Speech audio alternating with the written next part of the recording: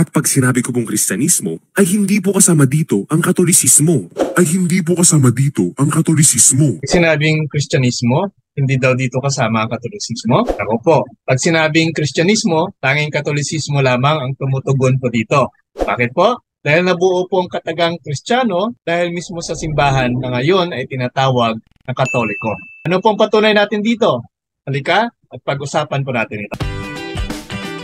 Hi there, this is Vince Catholic. Nagsimula pong lumitaw ang salitang Kristiyano sa sulat ni Apostol Lucas na mababasa sa Bagong Tipan. Wala pa po ang relihiyon na kinakaniba ng mga anti-katoliko. Kristiyano, nang ibig sabihin ay sumusunod kay Kristo. Nabuo pong salitang ito matapos dalhin ni Barnabas si Saulo o mas kilala na Pablo sa Antioquia, kung saan nagturo sila sa mga alagad ng halos 1 taon. At batay po sa nasusulat, ang mga alagad ay tinawag muna ang mga Kristiyano sa Antioquia. Sa Antioquia, nagsimula ang salitang Kristiyano. Hindi sa Pilipinas o sa Amerika kung saan nagsimula ang mga nagsusulputang sekta. At kung pagbabatayan natin, ano kayang iglesia ang umiiral na noong panahong iyon? Kung titingnan po natin ang kasaysayan, ang iglesia na lumitaw sa Antioquia ay ang iglesyang ipinakilala ng mga apostol, lalong-lalo na si Apostol Pedro, na sa pamamagitan niya ay itinayo ang iglesia ng ating Panginoong Jesucristo. Kaya sa kasaysayan, makikita natin ang listahan po ng mga obispo sa Antioquia na pinangungunahan ni San Pedro. At batay po dito, nasa pangatlong listahan si Saint Ignatius na nagbigay ng pangalang Catholic sa iglesyang itinayo ni Kristo na unang pinamahalaan ni Pedro bilang unang Santo Papa. At tanging Katoliko lamang po ang kumikilala kay Pedro bilang Santo Papa o unang pinuno ng simbahan. At ito nga po mga kapatid, hindi po Baptist, Born Again, or SDA, or Iglesia na Tatag ni Manalo, ang iglesyang umiral noong 1st century. Ang tanging tumutugon po dito, walang iba, ang Iglesia Katolika. At yan po ay hindi story lang, dahil ito po ay sinusuportahan ng history. Kaya nga wala pa man ang salitang Kristiyano, ay mayroon na pong Katoliko na umiiral sa Antioquia. At batay na rin po sa kasaysayan, si Saint Evodius bilang pumalit kay San Pedro sa pagiging obispo sa Antioquia ay nagpakilala ng salitang Kristiyano na galing po sa salitang Griego na Christianus, na ibig sabihin ay tagasunod ni Kristo. Kaya sino pong makapagsasabi sa mga kakasulpot lamang na sekta na sila ang tinutukoy na Kristiyano kung wala naman silang koneksyon kahit na sa kay Saint Evodius? Diba? Now, allow me to give you the following 10 evidences that Catholic Church is the true Christian Church. Unang rason po natin dito, the Catholic Church traces its authority and teachings back to the apostles who were chosen by Jesus himself. This unbroken line of the succession ay makikita po sa Santo Papa, who is considered the successor of Saint Peter, the first Pope.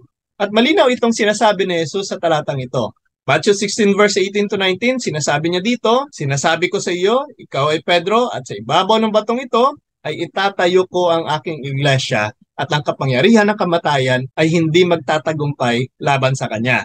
Ibibigay ko sa iyo ang mga susi ng kaharian ng langit, ang ipagbabawal mo sa lupa ay ipagbabawal sa langit, at ang ipahintulot mo sa lupa ay ipahihintulot din sa langit. Ang talatang pong ito ay isang matibay na katibayan na ang mga tagasunod ni Kristo noon na tinawag ng mga Kristiyano ay kumikilala kay Pedro bilang unang Santo Papa ng iglesyang itinayo mismo ni Kristo. Kaya tanging Iglesia Katolika lamang ang masasabing tunay na Kristiyano dahil sa simula pa lang 33 AD hanggang sa ngayon ay malinaw at walang patid ang kaugnayan ng mga namuno sa simbahan. Mula kay San Pedro hanggang sa Santo Papa Pope Francis.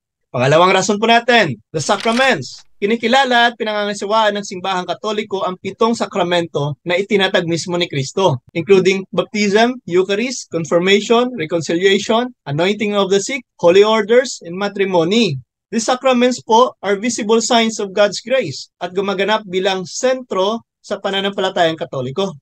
At ito nga po ay isa sa mga inihabilin ng ating Panginoong Jesucristo bago siya umakyat sa langit. Ano pong sabi niya dito? Matthew 28 verse 20, teach them to observe all that I have commanded you. At ang lahat ng mga sakramento na ito ay itinuturo ni Kristo na gawin ng kanyang simbahan. At makikita po natin sa mga talatang ito. Ang baptism na makikita po sa Matthew 28 verse 19 to 20 at Acts chapter 2 verse 38. Ang Eucharist na sinasabi rin po dito sa Matthew 26 verse 26 to 28 at 1 Corinthians chapter 11 verse 23 to 25. Ang confirmation na makikita po natin sa Acts of the Apostles chapter 8 verse 14 to 17 at Acts 19 verse 5 to 6. Ang Sacrament of Reconciliation or Confession sa John chapter 20 verse 22 to 23. Ang Anointing of the Sick na mababasa naman po sa James chapter 5 verse 14 to 15. Ang Holy Orders na mababasa naman natin sa Acts chapter 6 verse 6 at 1 Timothy chapter 4 verse 14. And last, ang matrimony na mababasa naman po sa Ephesians chapter 5 verse 31 to 32.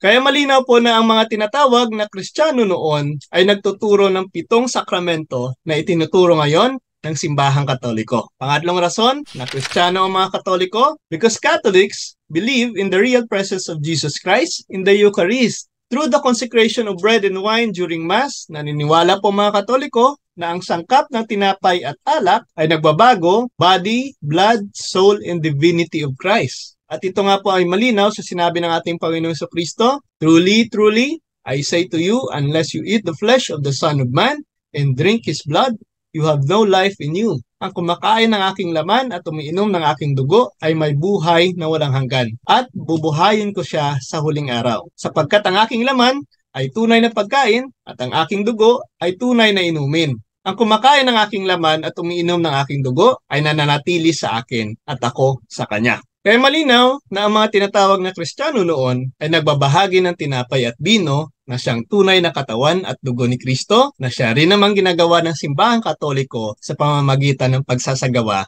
ng banal na misa. Pang-apat na rason kung bakit Kristiyano ang mga Katoliko, because of tradition and scripture. Itinataguyod po ng simbahang Katoliko ang kahalagahan ng parehong sacred tradition and sacred scripture. Kinikilala nito ang otoridad ng Biblia kasama na ang mga turong ipinasa o mga tradisyon sa mga siglo na ginagabayan ng banal na espiritu. Hindi lang po puro banal na kasulatan ang basihan ng mga tinawag na Kristiyano noon dahil maging sila noon ay may sinusunod na sacred tradition na malinaw po na sinasabi sa sulat ni San Pablo. 2 Thessalonians chapter 2 verse 15, kaya nga mga kapatid, tumayo kayong matatag at panghawakan ang mga tradisyon na itinuro namin sa inyo, maging sa pamamagitan ng aming salita o sa pamamagitan ng aming sulat. Ang mga Kristiyano noon ay hindi Bible alone ang basihan ng paniniwala. Ang basihan ng kanilang mga turo ay ang banal na kasulatan at may tradisyon na sinusunod na ngayon ay pinanghawakan pa rin ng simbahang Katoliko. Kaya isa rin ito sa matibay na rason kung bakit Kristiyano ang mga Katoliko. Panglimang rason, papal infallibility. Catholics believe in the doctrine of papal infallibility na nagsasaad, under specific conditions, the Pope is preserved mula sa pagkakamali kapag tinutukoy po ang mga bagay ng pananampalataya at moral. This ensures the Church's fidelity to Christ's teachings. Kung ating babalikan, ang authority po na ito ay binigay kay Pedro ng ating Panginoong Jesucristo bilang unang papa, bilang unang tagapamahala ng kanyang iglesia. At sa Luke chapter 22 verse 32, sinasabi dito ni Jesus, But I have prayed for you, na tinutukoy niya si Pedro, that your faith may not fail. And when you have turned back, strengthen your brothers. Peter is preserved from error when defining matters of faith and morals. At ito rin ay naipapasa pa rin sa kung sino man ang Santo Papa ng simbahan. Ang Kristiyano noon ay may papal infallibility na siyang makikita lamang sa Iglesia Katolika. Pang-anim na rason kung bakit Kristiyano ang mga Katoliko, because of communion of saints. Binibigyang diin ng simbahang Katoliko ang pakikipag-isa ng mga santo, which includes the living faithful, the souls in purgatory, and the saints in heaven. And so, the Christians long ago believe in the intercession of the saints at humihingi ng kanilang mga panalangin at patnubay. Ano pong patunay natin dito? Ito pong sinabi ni San Pablo. Therefore, since we are surrounded by so great a cloud of witnesses, let us also lay aside every weight and sin which clings so closely, and let us run with endurance the race that is set before us. The cloud of witnesses refers to the saints and faithful believers na nauna sa atin at ngayon ay nagsisilbing mga halimbawa ng pananampalataya at pagtsatsaga. They are like a crowd of witnesses cheering on us in our own spiritual journey. Ang mga Kristiyano sa Biblia ay kumikilala sa cloud of witnesses na siyang patuloy pa rin na kinikilala at itinuturo at tumutulong sa simbahan sa panalangin. 7. Social teaching. Kung bakit Kristiyano po mga Katoliko? Dahil ang simbahang Katoliko ay may mayamang tradisyon at social teaching na ipinupromote ang justice and the dignity of every human person. It advocates for the poor, defends human rights, and address social issues based on the principles of love and solidarity. Sa simbahan, maraming mga charities at programa para sa ulila at sa iba pang mga nangangailangan na siya namang inaasahan ni Kristo sa kanyang mga tagasunod. At ito ay malinaw na kanyang sinabi sa Matthew 25 verse 35 to 36 na kung ano man ang ginagawa mo sa iyong kapwa ay ginagawa mo rin sa kanya. And so, itong naging basihan ng Diyos para tayo ay maligtas. Na siya namang ginagawa ng simbahang Katoliko. Kaya malinaw na ang mga Katoliko ay tunay na Kristiyano. Pangwalong rason kung bakit Kristiyano ang mga Katoliko, dahil kinikilala ng simbahan si Mary as Mother of God.